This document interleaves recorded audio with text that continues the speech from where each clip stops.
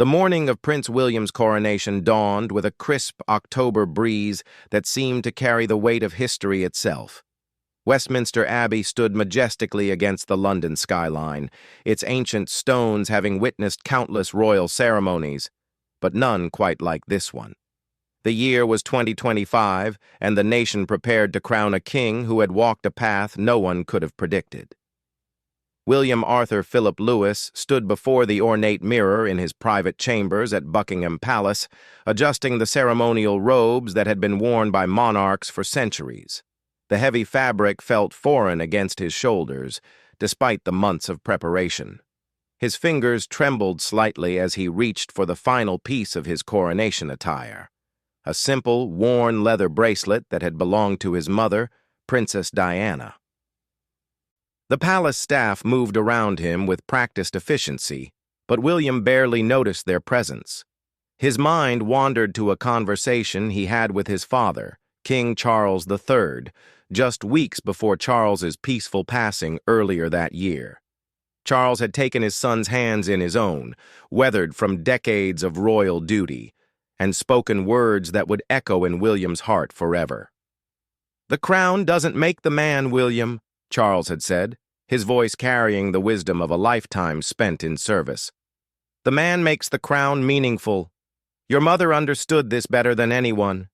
She knew that true royalty comes from the heart, not from titles or ceremonies." As William fastened Diana's bracelet around his wrist, hidden beneath the ornate sleeves of his coronation robes, he felt her presence as clearly as if she were standing beside him. The bracelet had been a gift from a young girl named Sarah, who Diana had met during one of her many visits to Great Ormond Street Hospital. Sarah had been battling leukemia, and in a moment of pure childhood innocence, she had given the princess her own friendship bracelet, saying it would bring good luck. Diana had worn that bracelet to every significant event afterward, keeping it close to her heart as a reminder of why she served. When she died in that tragic accident in Paris, the bracelet was among her personal effects returned to her sons. Harry had given it to William on his wedding day to Catherine, saying their mother would have wanted the future king to carry her spirit forward. The weight of expectation pressed down on William's shoulders like a physical force. Outside, millions of people lined the streets of London, while billions more watched from around the world. They expected to see a king, but William still felt like the young boy who had walked behind his mother's coffin, trying to be brave while his world crumbled around him. Catherine entered the room quietly, her presence immediately calming the storm of emotions swirling within him. She moved with the grace that had made her beloved by the British people, but William could see the concern in her eyes. She knew him better than anyone, could read the anxiety written across his features despite his attempts to appear composed. "The children are asking for you," she said softly, smoothing an invisible wrinkle from his robes. "George wants to know if you're nervous about wearing the crown." William smiled for the first time that morning. Their eldest son, now 13, had inherited his grandmother Diana's ability to ask the most profound questions with complete innocence. George had been struggling with the concept of his father becoming king, understanding that it meant their family life would change in ways none of them could fully predict. "What did you tell him?" William asked, grateful for the momentary distraction from his own fears. "I told him that even kings get nervous sometimes," Catherine replied, her hand finding his, "and that it's okay to be scared when you're about to do something important." The simplicity of her words struck him deeply. Throughout his life, William had been taught to hide his emotions, to present a stoic face to the world regardless of what turmoil existed within. But Catherine had always encouraged him to embrace his humanity, to understand that vulnerability was not weakness, but strength. A soft knock at the door interrupted their moment of quiet intimacy. The Archbishop of Canterbury entered, followed by other senior clergy and palace officials. The time had come to begin the procession that would take William from the palace to Westminster Abbey, where he would be transformed from prince to king before the eyes of the world. As the entourage prepared to leave, William caught sight of himself in the mirror once more. The man looking back at him wore the ceremonial robes of kingship, but beneath the grandeur he was still Diana's son, Charles's boy, Catherine's husband, and George, Charlotte, and Louis's father. The bracelet around his wrist seemed to pulse with warmth, as if his mother's love was flowing through it. The journey to Westminster Abbey passed in a blur of cheering crowds and ceremonial pageantry. The golden state coach, the same one used for coronations for over 2 centuries, rolled through the streets of London while the masses pressed forward to catch a glimpse of their future king. William waved mechanically, his training taking over even as his mind remained focused on the significance of what was about to unfold. Inside Westminster Abbey, 2,000 carefully selected guests waited in hushed anticipation. World leaders, members of the royal family, representatives from the Commonwealth nations, and ordinary citizens who had been chosen for their service to their communities filled the ancient pews. The ceremony would follow traditions dating back over 1,000 years, each element carefully preserved to maintain the continuity of the monarchy. As William approached the Abbey's great doors, he paused for a moment that seemed to stretch into eternity. The weight of history, the expectations of millions, and the memory of his mother all converged in that single instant. He closed his eyes and felt the warmth of Diana's bracelet against his skin, drawing strength from the love that had shaped him into the man he had become. The doors opened, and the haunting notes of the coronation anthem filled the sacred space. William stepped forward, no longer just a prince, but a man about to become a king, carrying with him the hopes and dreams of a nation and the enduring love of a mother who had taught him that true royalty meant serving others with compassion and grace. The ancient stones of Westminster Abbey seemed to vibrate with the power of centuries as William walked slowly down the aisle toward the coronation chair. Every step echoed through the hallowed space, marking the rhythm of his transformation from prince to king. The assembled congregation watched in reverent silence, understanding they were witnessing a moment that would be remembered for generations to come.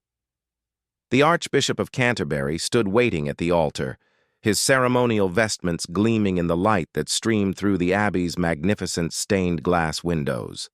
The coronation chair, carved from oak and bearing the stone of Scone, had supported the weight of 39 monarchs before this moment. Soon, it would hold the 40th. As William approached the chair, his eyes found Catherine in the front row, seated with their 3 children. George sat straight and tall, trying to embody the dignity his tutors had taught him, but William could see the wonder in his son's eyes. Charlotte and Louis fidgeted slightly, overwhelmed by the grandeur surrounding them, but sensing the profound importance of what was happening to their father. The ceremony began with the ancient words of recognition, the Archbishop presenting William to the 4 corners of the Abbey and asking if the people would accept him as their king. The thunderous response of "God Save the King" reverberated through the building, but William barely heard it. His attention was drawn to a section of the Abbey where ordinary citizens sat among the invited guests, teachers, nurses, firefighters, volunteers, and community leaders who represented the true heart of the nation he would serve. Among them sat Mrs. Eleanor Hartwell, an 87-year-old woman who had dedicated her life to helping homeless veterans. She had been chosen to attend because of her 50 years of selfless service, but she carried with her a secret connection to the royal family that few people knew.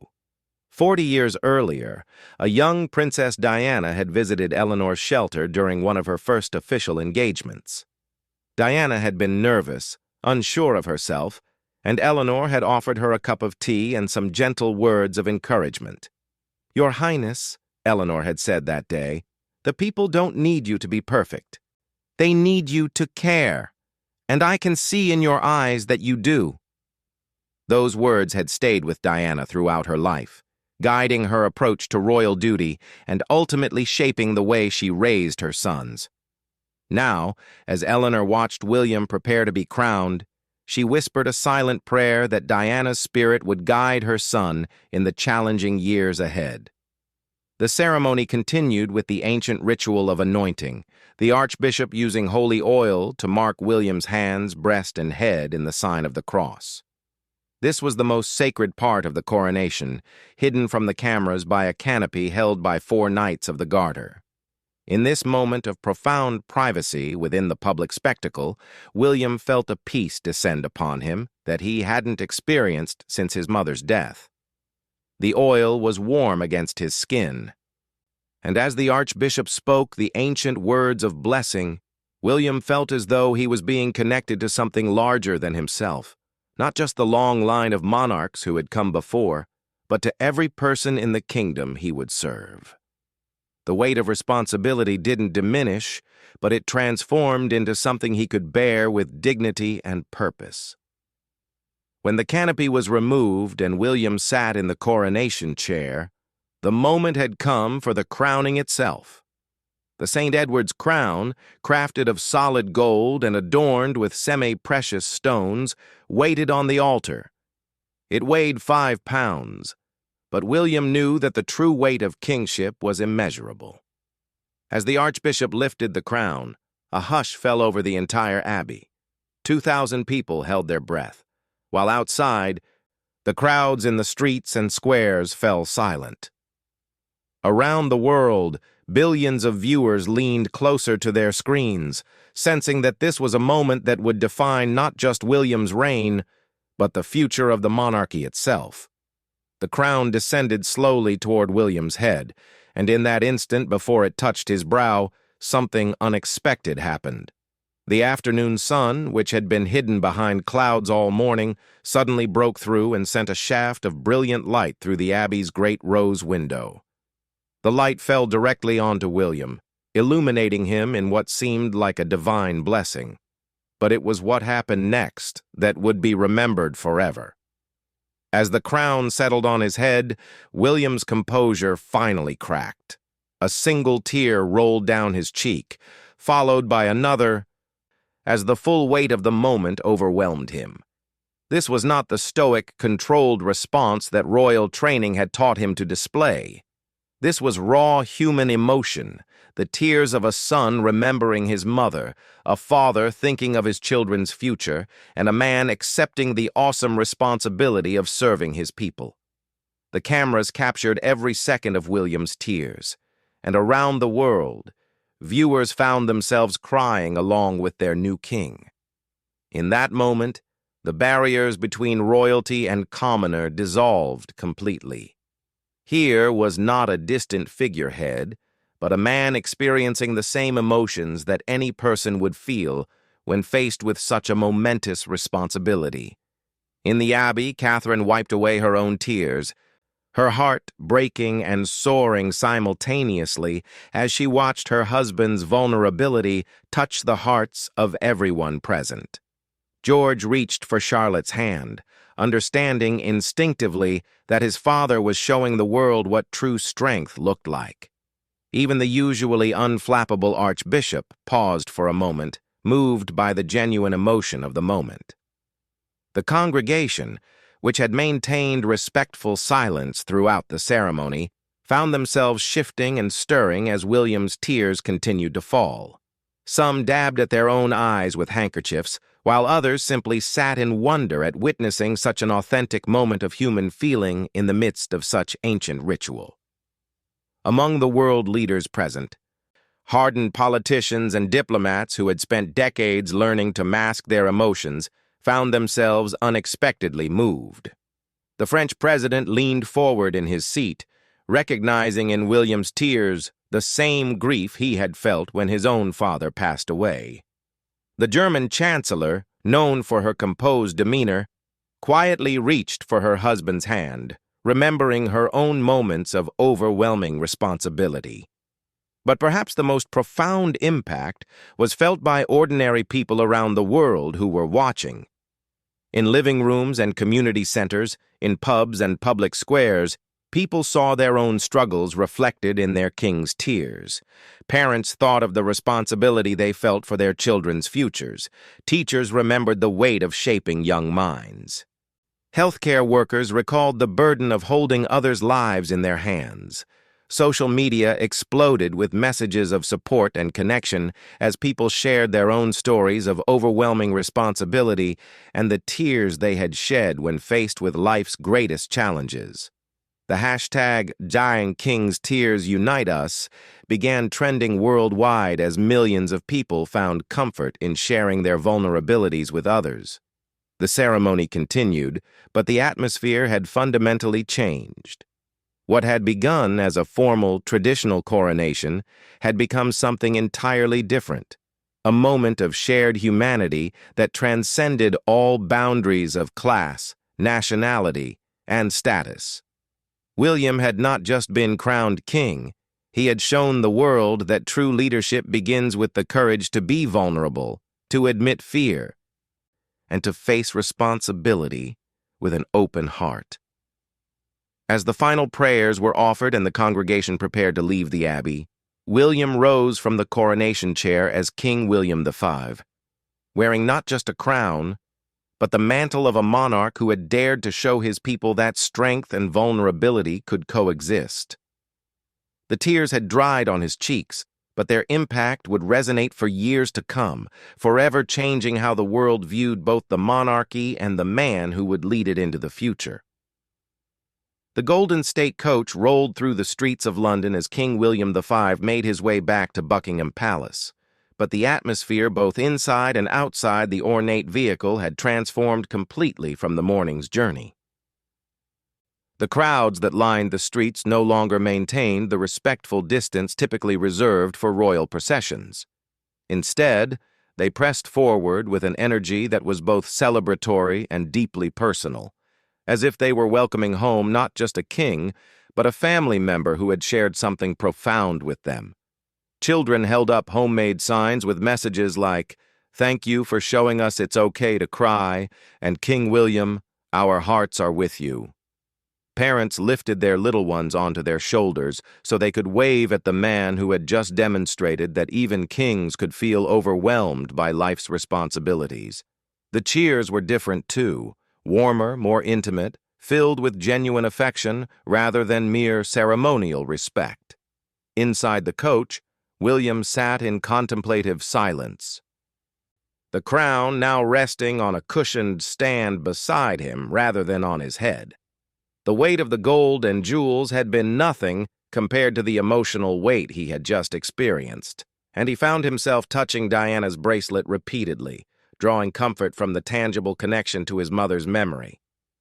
Catherine sat across from him, her own eyes still bright with unshed tears. She had watched her husband transform before her eyes, not into something grander or more distant, but into something more authentic and approachable than she had ever seen him. The vulnerability he had shown in the Abbey had not diminished his authority. It had enhanced it in ways that would take years to fully understand.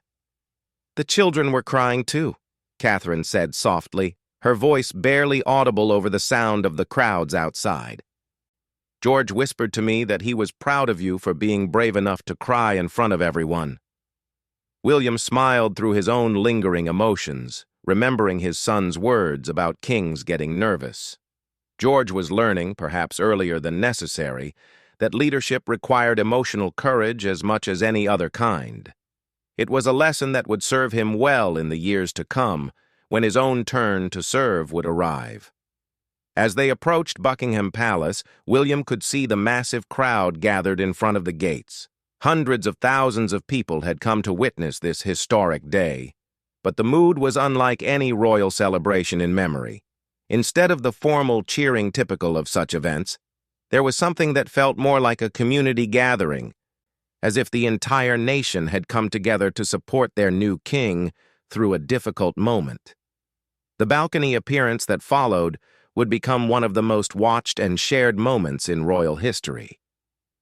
As William stepped onto the iconic balcony of Buckingham Palace, wearing his ceremonial robes but having traded the heavy St. Edward's crown for the lighter imperial state crown, the crowd below erupted in cheers that seemed to shake the very foundations of the building.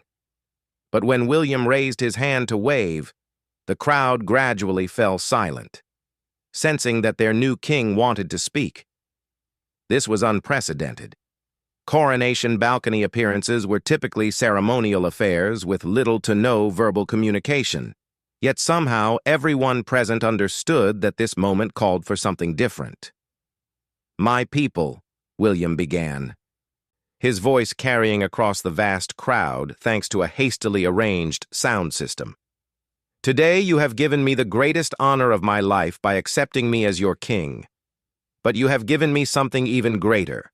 You have shown me that it's possible to be vulnerable and strong at the same time." His words carried across the crowd and through television screens around the world. In living rooms and public viewing areas, people leaned forward to catch every word, sensing they were hearing something that would be quoted for generations to come. "My mother taught me that true service comes from the heart, not from duty alone," William continued, his voice growing stronger with each word. "Today, when I felt the weight of this responsibility, I couldn't hide my emotions. I didn't want to hide them, because if I am to serve you authentically, I must be authentic myself." The crowd began to cheer again, but William wasn't finished. He looked down at his children, standing beside Catherine on the balcony, and then back to the thousands of faces looking up at him. "I promise you this. I will be a king who listens, who cares, and who isn't afraid to show when something moves me deeply. I will make mistakes, and when I do, I will own them.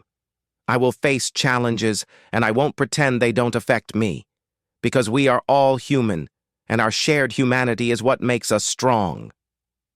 The response was thunderous, not just from the crowd at the palace, but from viewing audiences around the world. Social media platforms crashed temporarily as millions of people tried to share William's words simultaneously. News anchors struggled to maintain their professional composure as they described the unprecedented moment of royal vulnerability and authentic leadership. Later that evening, as the formal celebrations wound down and the family retreated to their private quarters, William finally had a moment to process what had happened. He sat in his study, still wearing his ceremonial robes, but with the crown safely stored away, reading messages of support that were pouring in from around the world. A letter from Mrs. Eleanor Hartwell, the elderly woman who had attended the coronation, particularly moved him. She had written about her encounter with Diana decades earlier and how proud she was to see that Diana's son had inherited her ability to connect with people through genuine emotion rather than royal protocol. "Your mother would be so proud," the letter concluded. "Not because you became king, but because you became the kind of king she always hoped you would be, one who leads with love instead of authority, with vulnerability instead of distance." Children from around the world had sent drawings and letters, many depicting William with tears on his face and crowns that looked more like halos. One particularly touching drawing from a 7-year-old girl in Australia showed William holding hands with a figure labeled "Mummy in Heaven," with the words, "Thank you for missing your mummy like I miss mine," written in careful, childish handwriting. The impact extended far beyond emotional support. Organizations dedicated to mental health reported record numbers of calls from people seeking help. Inspired by William's demonstration that it was acceptable to show emotional vulnerability.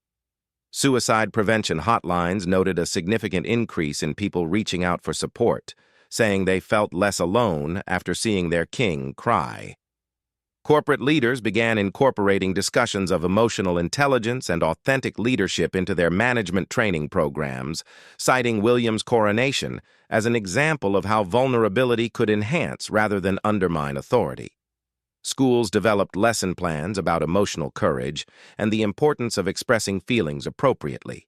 6 months later, William would look back on his coronation day as the moment when everything changed, not just for the monarchy, but for how society viewed leadership, emotion, and the courage required to be authentically human in positions of great responsibility.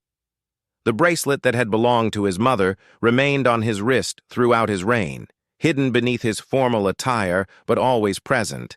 A constant reminder that true strength came not from hiding one's humanity, but from embracing it completely.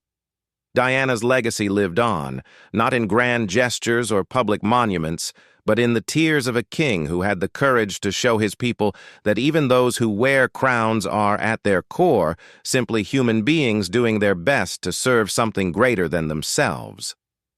The coronation of King William V would be remembered not for its pageantry or tradition, but for the moment when a future monarch chose vulnerability over invulnerability, authenticity over artifice, and love over mere duty. In doing so, he had not diminished the monarchy. He had revolutionized it, creating a new model of leadership that would inspire generations to come.